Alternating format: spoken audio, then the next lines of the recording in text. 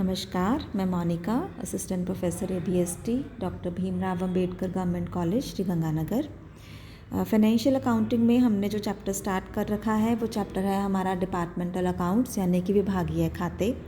इसके बारे में मैं आपको पहले बता चुकी हूँ, एक वीडियो में आपसे शेयर कर चुकी हूँ इस चैप्टर से संबंधित, जिसमें हमने इस चैप्टर के बारे में जो सामान्य जानकारियाँ हैं या जो सामान्य इसके बारे में चीज़ें थी वो जानी है पहले, कि डिपार्टमेंटल अकाउंट्स जो हैं वो किस तरह के बिजनेसेस में मेंटेन किए जाते हैं, और जो एक्सपेंसेस होते हैं, जो व्यवसाय से संबंधित एक्सपेंसेस होते हैं जो हमें अलग अलग विभागों के लिए अलग अलग नहीं दे रखे होते, उन्हें हमें कैसे एलोकेट करना है, कैसे बांटना है अलग अलग विभागों में, इसके बारे में हम पहले फर्स्ट वीडियो में बात कर चुके हैं।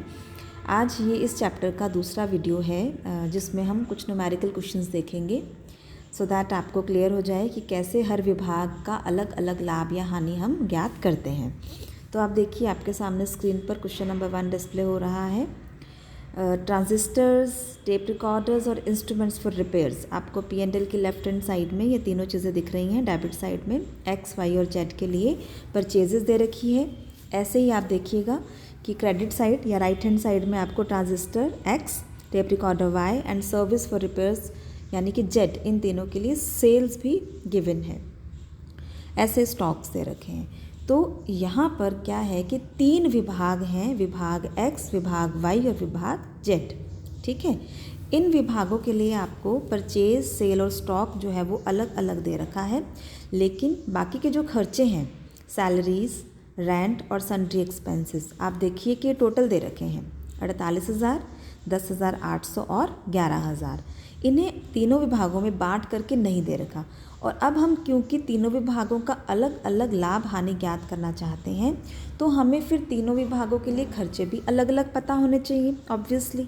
तो ये कैसे इनको हम एलोकेट करेंगे और कैसे हम इन तीनों विभागों का लाभ अलग अलग निकालेंगे, यही हमारा मेन काम है departmental trading and P&L account का। आप देखिए, इस P&L के मुताबिक प्रॉफिट जो है 40,200 आ रहा है, जो कि तीनों विभागों का सम्मिलित लाभ है, कंबाइंड प्रॉफिट है। हमें यही देखना है कि इस 40,200 में से X का लाभ या हानि कितनी है, Y का और Z का लाभ या हानि, इनकी अलग अलग प्रॉफिट या लॉस का स्टेटस हमको फाइंड आउट करना है। तो देखिए, कुछ एक नीचे एडिशनल इन्फॉर्मेशन दे रखी हैं कि ट्रांजिस्टर्स और टेप रिकॉर्डर्स जो हैं वो शोरूम में बेचे जाते हैं, और जो मरम्मत है यानी कि रिपेयर्स वो फैक्ट्री में होती है। तो सिंपली X और Y जो हैं, ट्रांजिस्टर्स और टेप रिकॉर्डर्स, वो शोरूम में बेचे जाते हैं, और Z जो है वो कारखाने से रिलेटेड है। फिर वेतन और मजदूरी को बांटने के बारे में बता रखा है। शोरूम में 3/4 और फैक्ट्री में 1/4। शोरूम के अंदर 2 चीज़ें आती हैं, अभी हमने बात करी ट्रांजिस्टर और टेप रिकॉर्डर, यानी शोरूम के 2 हिस्से हैं, X और Y। तो 3/4 अगर आप शोरूम में लेंगे तो उसको फिर आपको आगे फर्दर X और Y में बांटना होगा, जिसके बारे में बता रखा है X और Y विभाग में 1:2 के अनुपात में ये बांटे जाते हैं। ऐसे ही आपको बता रखा है कि जो फैक्ट्री का रेंट है वो 500 पर मंथ है। ठीक है, और बाकी जो है फैक्ट्री के अलावा जो शोरूम है उसका आप अलग से निकालेंगे, और फिर शोरूम को 2 भागों में बांटेंगे, X और Y में। अभी इसकी बात करेंगे डिटेल में। और D पॉइंट में गिवन है कि जो सन्ड्री एक्सपेंसेस है उनको डिपार्टमेंट्स में सेल के प्रपोर्शन या सेल के रेशो में बांटना है। अब आपको लास्ट में कह रहा है कि हर डिपार्टमेंट के लिए departmental trading and P&L account बनाइए। अब हम इसका सॉल्यूशन देखते हैं। ये आपके सामने स्क्रीन पर इसका सॉल्यूशन आ रहा है, देखिए। Departmental trading and P&L account for the year ending 31 मार्च 2018, इस तरह का आपने एक हेडिंग लगा लेना है।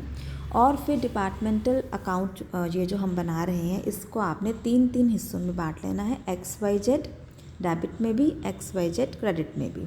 सबसे पहले हमको ट्रेडिंग अकाउंट बनाना है। ठीक है, ट्रेडिंग अकाउंट में एज वी नो क्या क्या आता है। सबसे पहले आता है ओपनिंग स्टॉक। तो आप दिखाएंगे ओपनिंग स्टॉक, हालांकि इस क्वेश्चन में है नहीं, आपको सिर्फ रिवाइज करवाने के लिए या बताने के लिए मैंने इसको लिख करके नील कर दिया है। अगर ओपनिंग स्टॉक क्वेश्चन में गिवन होता तो हम यहाँ पर मेंशन कर देते।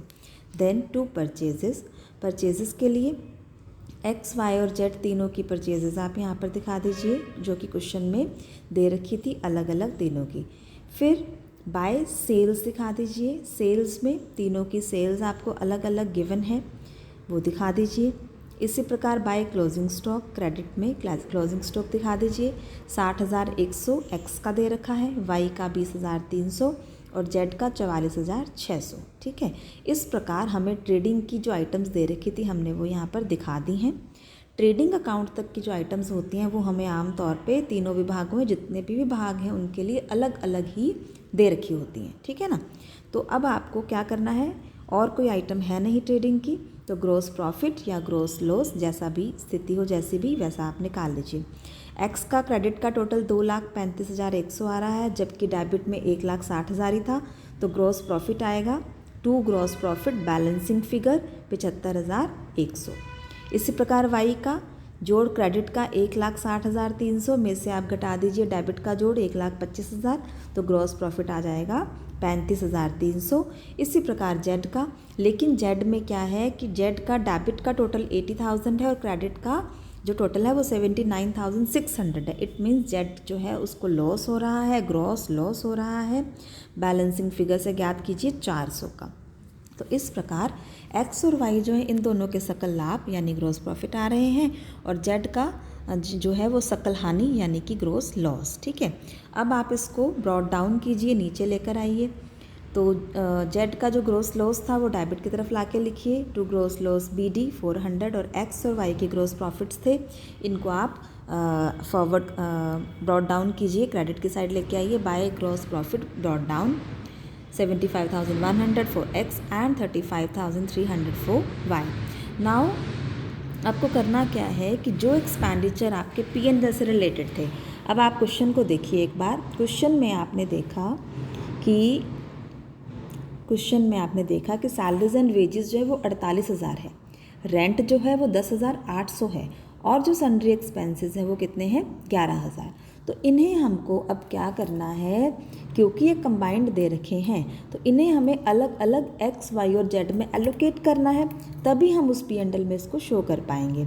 इसको बांटेंगे कैसे, उसका आधार अभी मैंने आपको क्वेश्चन में पढ़कर बताया था। बी पॉइंट में शोरूम में 3/4 देना है वेतन और मजदूरी का और 1/4 जो है वो कारखाने को एलोकेट करना है। फर्दर शोरूम में क्योंकि एक्स और वाई आते हैं तो उनको फिर 1:2 में बांट देना है। तो देखिए वर्किंग नोट में आपको इन तीनों एक्सपेंसेस के लिए अलग अलग शो करना है allocation. So first of all will discuss salary and wages. Salaries and wages जो है वो 48,000 है कंबाइंड, राइट, एक्स वाई और जेड के लिए। अब इसको पहले क्वेश्चन के अनुसार हमें शोरूम और फैक्ट्री में एलोकेट करना है, बांटना है। शोरूम को 3/4 और फैक्ट्री को 1/4।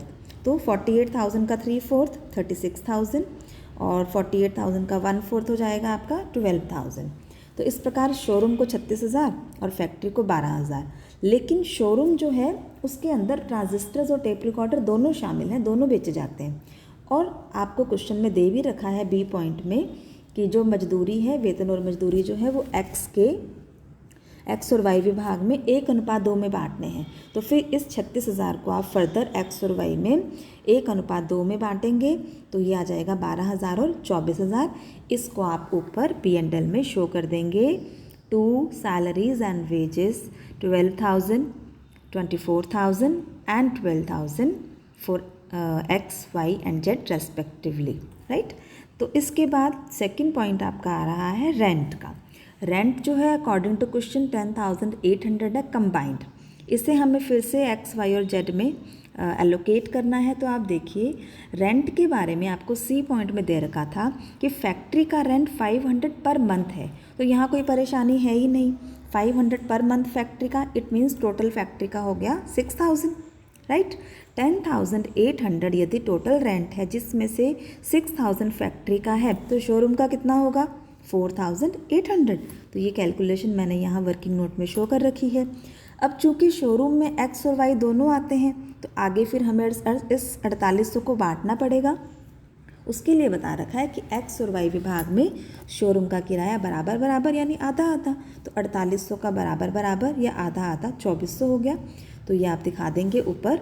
Rent to rent 2400 for X, 2400 for Y and 6,000 for Z means factory. Right. तो ये आपका रेंट का हो गया। और थर्ड पार्ट इसमें आप साथ ही देख लीजिए अभी इसको, सन्ड्री एक्सपेंसेस का है।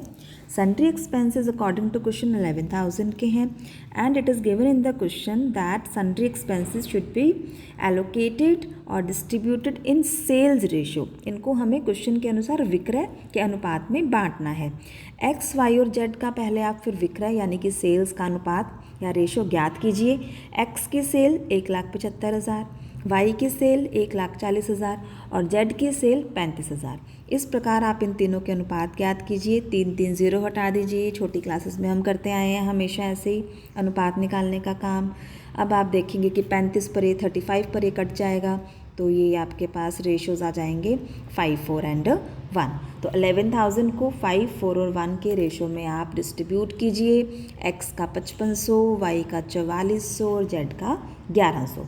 इस तरह से वर्किंग नोट में आपको सभी एक्सपेंसेस को बांट लेना है जिस जिस हिसाब से वो क्वेश्चन में आपको दे रखे हैं। तो आप ये देखिए P&L का बचा हुआ हिस्सा आपके सामने स्क्रीन पर है। 2 सैलरीज एंड वेजेस, अभी हमने इसको डिस्ट्रीब्यूट करा ही था, लिख दिया है। 2 रेंट, जैसे जैसे इसको बांटा दिखा दिया।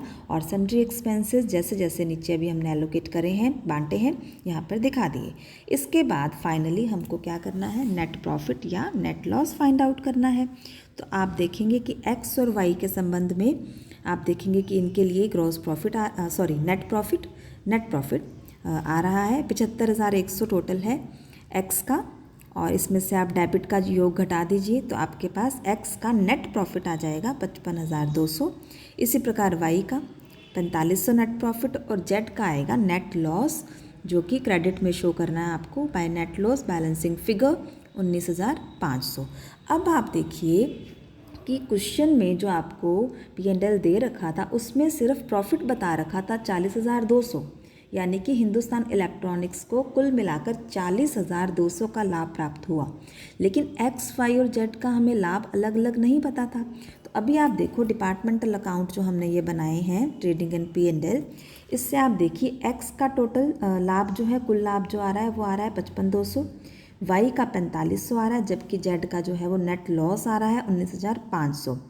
ठीक है, तो अब हमें पता चल गया कि जो 40,200 टोटल प्रॉफिट था हिंदुस्तान इलेक्ट्रॉनिक्स का, उसके अंदर कितना कितना किस विभाग का हिस्सा है। आप चाहें तो चेक भी करके देख सकते हैं। 55,200 प्लस 4500 माइनस 19,500 जो लॉस आ रहा है जेड का, ये आपका क्वेश्चन वाले जो P&L है उसके प्रॉफिट से मैच करेगा 40,200।